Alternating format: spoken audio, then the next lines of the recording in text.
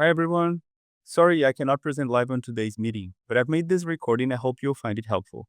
My name is Augusto. I'm a practicing radiologist and I've been attending RSNA since my second year of residency.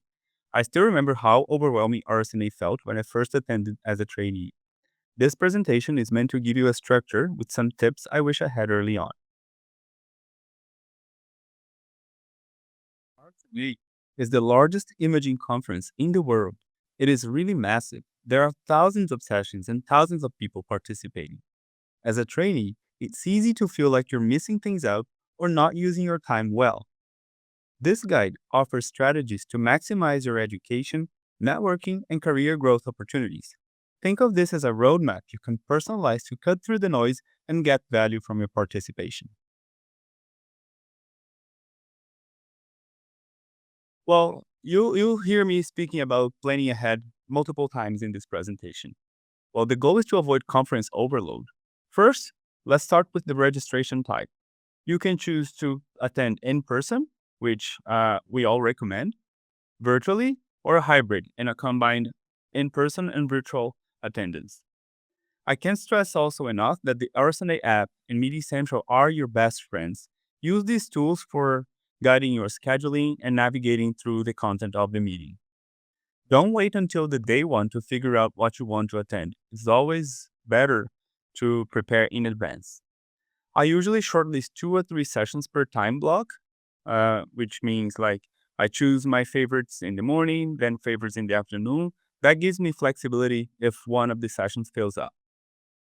Also, mark some vendor demos, lounges, or smaller events, not just big lectures. There's so much going on at the same time. Ask yourself, what would make RSNA feel like a win for you? Identify 3 or 5 key goals for the conference, and that can change also. From year to year, you can come with a different focus. Maybe it could be finding a mentor, asking about fellowships, or diving into a niche of interest such as AI or MSK breast updates. I always set a few learning goals and at least one networking goal. Networking is key at the meeting, but also be realistic. The conference is a marathon, not a sprint. You'll likely not be able to do everything during one single day. There are so many educational opportunities. The course catalog is huge. I'd recommend filtering by level and area of interest. For example, there are trainee targeted sessions across all subspecialties, and there are high chances you'll find something you like. Some of the highlights I mentioned are the RSNA Resident and Fellow Committee courses. These sessions are very well curated for trainees and definitely worth flagging. In addition, there are dedicated workshops to enhance your academic knowledge, such as the ITAR, Introduction to Academic Radiology, and the ARIA program, Introduction to Research for International Young Academics. These workshops are definitely worth applying and keep them in mind for the next year if you haven't done so. I also recommend checking out the Discovery Theater presentations, which are always with good energy and often less formal. Also, you can check the case of the days in all subspecialties. It's always a nice way to test yourself or review some interesting cases.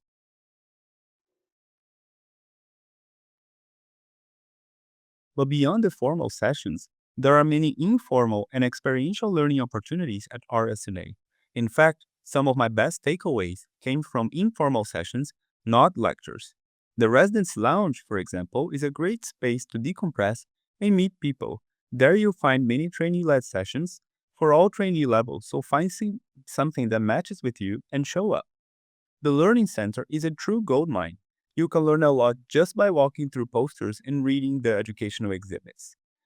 The vendor demos at the exhibit halls are also more relaxed than you think.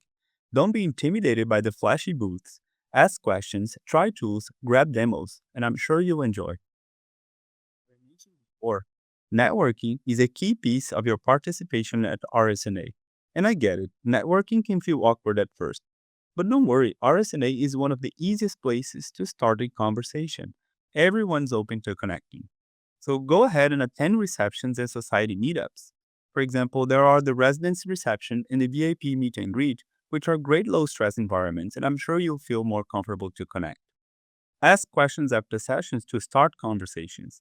I've met people I still keep in touch with from just chatting after a session. Also, go ahead and meet. Go and meet the RFC leaders and join some specialty events. It's okay to be intentional.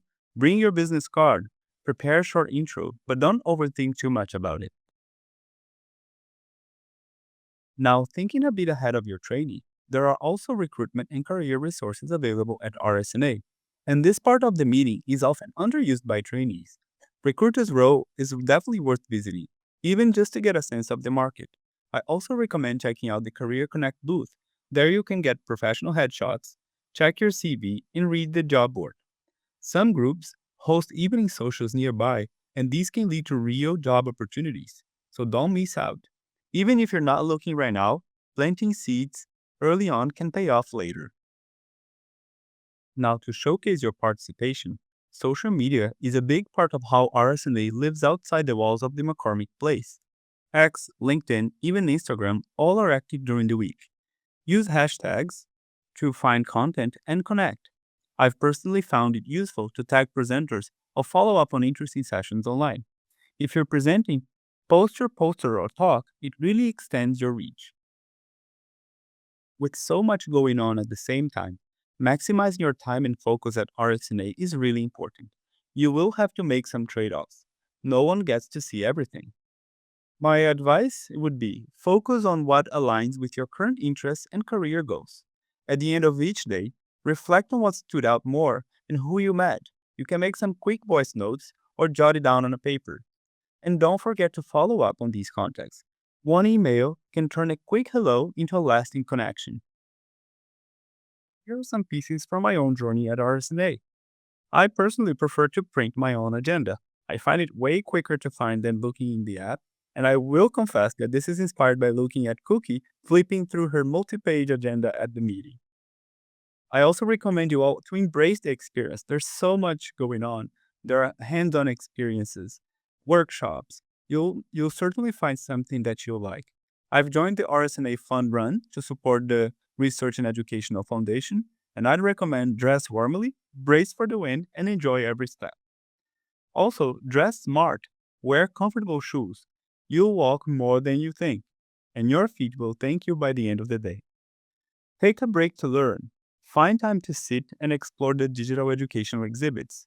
There is a vast collection of high quality exhibits across all subspecialties. It's perfect to decompress while learning. Build connections. It's not an overstatement, but RSNA has connected me with mentors and friends, opened doors for collaboration, and shaped my professional growth through continuous learning and shared achievement. And much of what I said and more can be found in this editorial published on RadioGraphics and authored by our own RGT members. The RSNA meeting can feel overwhelming, but with the right preparation, it comes a huge opportunity. Set personal goals before you arrive, mix formal education with informal networking and exploration, be present, ask questions, meet people, and engage actively. And most importantly, don't underestimate the long term impact a single RSNA conference can have on your trajectory.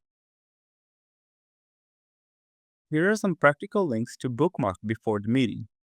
The registration is not automatic for members, and pricing will vary depending on the membership category, so don't forget to register. The Meeting Central is where you'll find the program and session planner. Explore it early as we discussed before. The FAQ page is very helpful. There you'll find how to get to the meeting, information about different bus lines, rideshare, airport shuttle, accessibility, and other information. This is especially helpful for new attendees. You'll get most of the RSNA if you use these tools upfront instead of scrambling there on site. Attending RSNA can be exhaustive and feel overwhelming at some times, but it's certainly the best way to connect, meet, and learn from one another. So please take new pictures in this upcoming meeting and share with us all in the group. It's worth highlighting that RG team has been actively participating at RSNA by presenting several sessions in the Discovery Theater in the past 2 years. These presentations covered various topics, including how to review a manuscript, how to prepare an awarded exhibit, a Q&A session about the experience at a trainee editorial board, and overall it has been an opportunity to showcase the numerous educational initiatives we develop here. and to invite other potential candidates to apply for the next cohort. What's more, it's worth mentioning that our assistant editors Hiba and Malu are also leading for the second year the residence competition at RSNA. So if you are interested in engaging in one of those initiatives, please volunteer to participate, as these are also great opportunities for you to present at the meeting. Now, I want to encourage you to share some of your own experiences at the RSNA meeting. Please share some of the tips and tricks to make the most of the meeting. And thank you all for your attention.